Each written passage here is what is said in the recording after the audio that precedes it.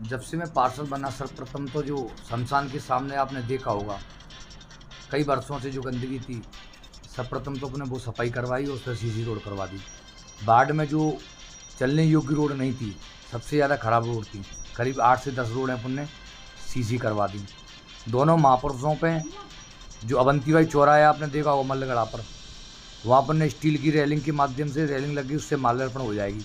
वीर दुर्गादास जो चौराहा है बिरला नगर पे, उस पर भी अपने स्टील की सीढ़ियाँ लगवा दी, जिससे माल्यार्पण होने में परेशानी नहीं रहेगी।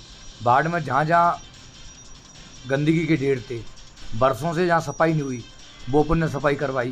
पीएचई पे अपन ने ब्रेंच डलवा दी। पानी की एक जगह समस्या थी, वहाँ अपन ने एक बोरिंग करवा दी। और जो मुख्य द्वार हैं बाढ़ के, उसके लिए अपन ने टेंडर प्रक्रिया चल रही है।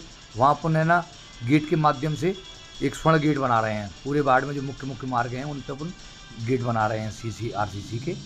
और अपन ने आदरणीय कमलनाथ जी, आदरणीय सुनील शर्मा जी, जो कमलनाथ जी की योजना थी लाडली वाली अपनी महिला सम्मान निधि, तो महिलाओं के करीब 2000 फार्म मैंने अपने वार्ड 8 से भर दिए।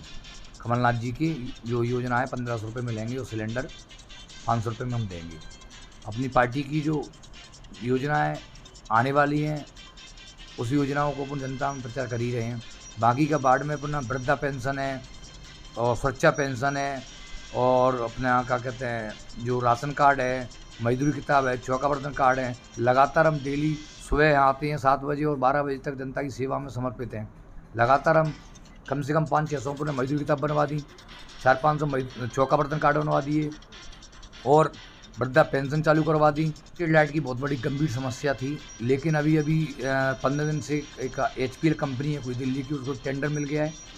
उन्हीं के कर्मचारी काम करेंगे, उन्हीं के कर्मचारी सर्वे कर रहे हैं बाढ़ लेवल पर जाके कौन कौन से खम्भों पे पोल पे लाइट नहीं है, कौन कौन सी खराब है। अब अभी 10 दिन से काम चालू हो गया है।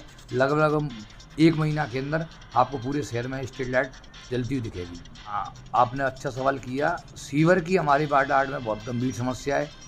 जब बाढ़ हमारा कम क्षेत्र में कम जैसे एक मोहल्ले में छोटी लाइनें डली हैं और उस मोहल्ले की आबादी बढ़ गई है, तो उससे क्या सीवर की बहुत गंभीर समस्या है। जब से जो 2 बच्चे जो नगर निगम के जो कर्मचारी थे अपने सफाई मित्र, उनकी मृत्यु हो गई उसमें चैम्बर से उतरने से, तो कमिश्नर साहब के आदेश हो गए कि चैम्बर में कोई उतरेगा नहीं।